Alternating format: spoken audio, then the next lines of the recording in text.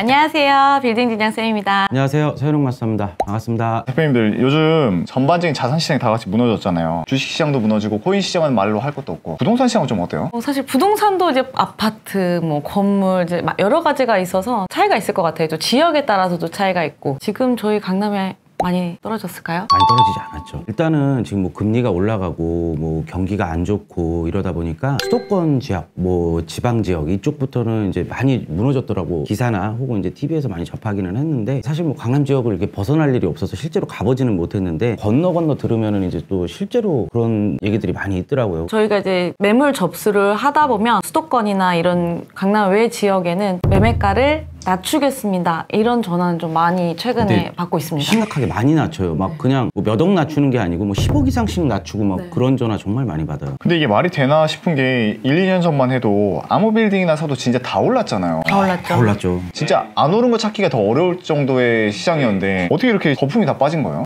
거품이 빠졌다기보다는 상황을 좀 그렇게 정리해 볼 수가 있어요. 우리 전 정부에서 아파트 투자를 못하게 아예 막았어요. 아파트를 사면은 무슨 투기꾼처럼 2주택자, 3주택자 본인이 사는 집 아니면은 무조건 팔아라. 안 팔면은 종부세를 과하게 부과를 하겠다. 어쩔 수 없이 파신 거예요. 근데 처음에는 안 파시고 버텼어. 두 번째에 종부세가 진짜 말도 안 되는, 정말 이거 뉴스 기사 찾아보시면 나올 거예요. 말도 안 되는 종부세 막 몇 천만 원씩 나오니까 이렇게 일반 살아가시는 분들이 그 정도의 돈을, 종부세만 세금 내는 거 아니잖아요. 건강보험료도 내셔야 돼. 여러 가지 세금 내셔야 되는데 그런 세금을 내다 보니까 무서워서 어쩔 수 없이 이제 팔게 된 거죠. 근데 그 자금들이 어디로 가야 될까요? 부동산 투자하시던 분들은 부동산으로 또 투자를 하시게 되어 있습니다. 맞아요. 절대로 코인이나 주식을 할 수가 없어요. 그러다 보니까 그때 당시에 이런 상업용 부동산 쪽에는 이런 규제가 없다 보니까, 더군다나 이제 뭐 개인이 사면은 이제 뭐 공시지가에 의해서 재산세가 이제 플러스가 되지만, 이제 개인으로 이제 사람들이 더 이상 안 하시고 법인 투자를 이제 그 우리 유튜브에서 나와서 이제 많이 강좌도 해주시고 빌딩 관련 이제 세미나나 이런 강의에서 많이들 이제 또 알려주셔서 세상에 알려지게 된 거죠, 법인 투자가. 그래서 정말 아파트 투자하시던 분들이 물매기자 먹기로 많이 어쩔 수 없이 파시고 꼬마 빌딩 시장으로 많이 넘어오셔서 정말 우리 뭐 20억대, 30억대 뭐 꼬마 빌딩들도 정말 거래가 많았고, 그 불장 시장에는 진짜 막 계속 거래가 되니까 금액이 계속 올라갔던 거예요. 그런데 지금 심리가 얼어있고 하니까 거래가 안 되고 있죠. 그래서 이제 좀 거품이 빠졌다고 보시면 되고, 강남 지역 같은 경우에는 이렇게 얼어있는 시장에서도 현금 들고 다 사시잖아요. 그렇죠. 네, 그러니까 사실 이제 금액이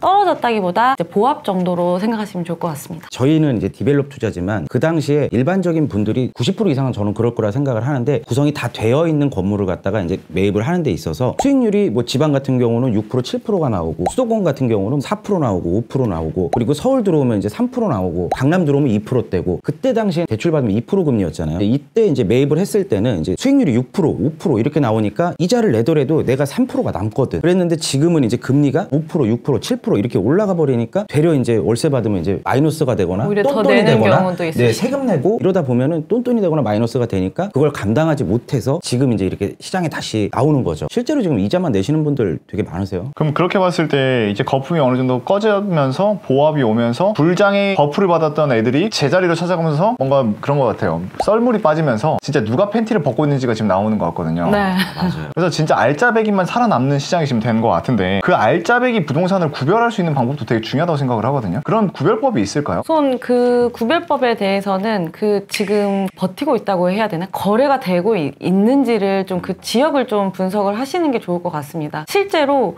그 지금 거품이 빠진 곳은 지금 아예 거래가 되고 있지 않거든요. 저희 같은 경우에도 지금 계약하는 건들이 강남 건만 지금 계약을 하고 있기 때문에 맞아요. 그렇게 좀 거래 사례로 좀 보시면 좋을 것 같습니다. 요즘 보면은, 그러니까 다른 지역은 진짜 거래량이 정말 확 줄었어요. 진짜 거래되는 거를 보면은 말도 안 되는 좀 금매. 뭐 예를 들어 마포 서교동인데 막 평당 5천만 원, 8천만 원, 9천만 원 하는 지역인데 5천만 원이 나왔길래 전 진짜 이게 처음에 거짓말인 줄 알았어요. 그래서 제가 이제 하루 이틀 이걸 진짜를 확인하다가 보니까 그 매물을 놓치게 됐죠. 그런 거는 진짜 나오면 바로 계약이 되는 거고요. 그런 거는 또 이제 현금 많이 들고 계신 분들이 그냥 사시더라고요. 지금 강남은 괜찮다고 하셨잖아요. 그럼 결국 그게 지역이 어디에 있냐에 따라서 또 이게 되게 갈리는 것 같거든요. 그래서 그 주요 지역 위주로 빌딩을 좀 투자를 해야 될 것 같다고 생각이 드는데, 강남 말고 또 그런 서울에서 주요 지역이 있을까요? 서초요. 서초입니다. 서초. 강남 서초. 제가 이제 강남 말고 이제 여쭤보셨을 때 같이 간 그렇죠. 그렇기 때문에 그냥 서초라고만 말씀드린 거지. 지금 다른 지역은 진짜 조금 조심하셔야 됩니다. 내가 좀 돈이 모자라서 다른 지역에 하고 싶으시면 조금만 참으세요. 그러니까 애매하게 마용성 들어갈 바에는 조금 더 참던지 아니면 더 모아서 그냥 강남으로 들어와라. 그렇게 보면 되는 꼭 거죠. 강남으로 안 오셔도 되는데 제가 이제 말씀드리는 게 마용성이 나쁘다는 게 아니에요. 정말 좋아요. 강남 못지않게 정말 성수동도 굉장히 비싸잖아요. 평당 막 1억 5천, 7천. 평당가 비슷하고 네. 임차료도 비슷합니다. 그렇죠. 근데 다만 조금 이제 조심하셔라. 지금은 이제 좀 지켜봐라. 왜냐면 거기다가도 신축하고 이렇게 밸류업해서 이제 엑시트를 해야 되는데 저희가 말씀드리는 거의 기준은 사서 시세가 오르겠지가 아니고 밸류업을 해서 엑시트 하는 거를 이제 기준으로 말씀드리기 때문에 가치적인 걸로만 봤을 때 마용성 당연히 좋죠. 쉽게 말씀드리면 현금 200억으로 투자를 하려고 하는데 현금 200억으로 용산에 살 것인지 강남에 살 것인지를 한번 생각해 보시면 좋을 것 같아요. 현금 부자들이 어디에 살까? 현금 200억이 있다. 상상만 해도 행복하네요. 꿈꿔봅니다 저도. 네. 대표님들이 얘기를 듣다 보니까 이제 꼬마 빌딩 시장에도 약간 양극화 현상이 좀 일어나고 있는 것 같아요. 확연하게 지금 일어나고 있죠. 이렇게 부동산 시장이 얼어 있을수록 특히나 그렇게 양극화가 되는 것 같습니다. 그럼 이렇게 양극화 현상이 발생하게 되면 앞으로의 시장은 어떻게 될 거라 지금 예측을 하세요? 이게 꼬마 빌딩이라 그래서 뭐 이게 거창하고 뭐가 없어요. 아파트랑 똑같이 보시면 되거든요. 다른 지역, 다른 구들이 이제 보합이거나 떨어지거나 하잖아요. 꼬마 빌딩 가격을 책정을 하는 게 그 동네의 대장 아파트 33평 두 채를 합친 가격이 그 동네 꼬마 빌딩 시세예요. 그렇기 때문에 다른 지역의 아파트 값이 떨어진다. 그럼 꼬마 빌딩 가격도 자연스럽게 떨어집니다. 근데 강남은 제가 괜찮다고 하는 이유가 뭐냐면은 지금 그렇게 많이 떨어지지가 않았어요. 그러니까 여기는 보합이거나 떨어져도 살짝. 그래서 강남도 원래 80억 하던 게 뭐 한 75억 이렇게 할 수도 있어요. 근데 이게 지속되지는 않는다는 거죠. 그렇게 좀 말씀드리고 싶은 게 약간 한정판이라고 생각을 해요. 왜냐하면 이렇게 경기가 어렵다고 우리가 뭐 에르메스가 안 팔리나요? 팔리죠. 네, 차가 경기가 어렵다고 안 팔리나요? 팔립니다. 롤스로이스가 네. 네. 그것처럼 경기가 안 좋다고 해서 살 사람들은 다 사고 있는 상황이거든요. 그래서 저는 강남을 그렇게 현금 부자들이 사는 그런 한정판이라고 생각을 합니다. 양극화 현상이 발생한다는 건 결국 지금 임대료가 꼬마 빌딩의 가치를 판단하는 것 중에 기준점이 하나가 임대료잖아요. 임대료가 낮아지면 낮아질수록 건물 가치가 내려가는 거잖아요. 강남은 제가 봤을 때 임대료가 거의 떨어질 우려가 없다고 생각을 하거든요. 그쵸. 판교 쪽에 갔던 기업들도 다시 강남으로 지금 넘어오고 있고 성수동에 갔던 기업들도 다시 강남으로 돌아오고 있고. 강남으로 다 오고 싶어 하고 기업이 우선 많으니까 그리고 들어오고 싶은 곳이기 때문에 사실 강남에 공실률도 없어요. 공급이 없기 때문에 임대료가 또 올라가는 거거든요. 근데 더 웃긴 건 뭔지 아세요? 주거도 똑같아요. 자녀들 교육도 그렇고 직장과의 이제 거리도 그렇고 이런 걸 따져봤을 때 똑같거든요. 아, 그럼 이렇게 들어봤을 때 진짜 강남이 그래도 안전하다고 생각하는 게 강남은 계속해서 수요가 있기 때문에 임차 수요가 건물 가치가 떨어질 확률이 생각보다 낮겠네요. 그런데 다른 지역을 갔을 때는 임대료가 떨어지면 떨어질수록 가치가 계속해서 떨어지는 거니까 그래서 좀 더 강남으로 들어와라 이런 거라고 정리하면 맞아요. 될까요? 다른 지역이 나쁘다는 게 아니고 강남이 이제 안전하다는 거죠. 투자로 봤을 때. 그렇죠. 하락기에 방어를 하기가 제일 좋다. 이제 그거를 말씀드리는 겁니다. 그럼 이렇게 봤을 때 이제 얼음 시장이잖아요. 다시 불장이 왔을 때 강남 빌딩 가격이 더 올라갈 거라 보세요. 불장 오면 그냥 무조건이에요. 무조건. 왜냐면 우리 강남에 물건이 10개 나와 있는데 갑자기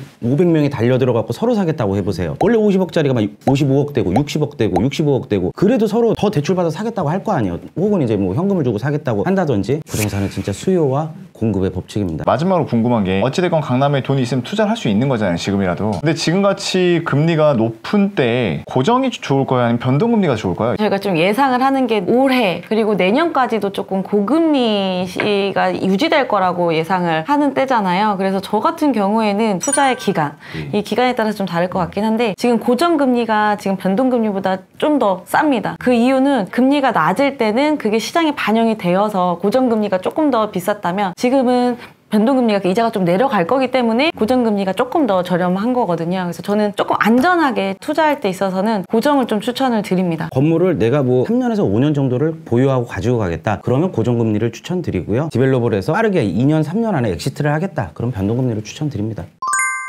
네, 오늘 지역에 대해서 뭐 양극화가 좀 있다라고 오늘 영상을 촬영했는데요. 지금같이 정말 부동산 시기가 얼어있고 조금 이럴 때일수록 좀 지역, 입지를 좀 꼼꼼하게 더 따지시고 자신만의 좀 기준을 세우셔서 투자를 하신다면 손해 없는 투자를 하실 수 있지 않을까 생각합니다. 그럼 저희는 다음에 또 좋은 영상으로 찾아뵙도록 하겠습니다. 감사합니다. 감사합니다.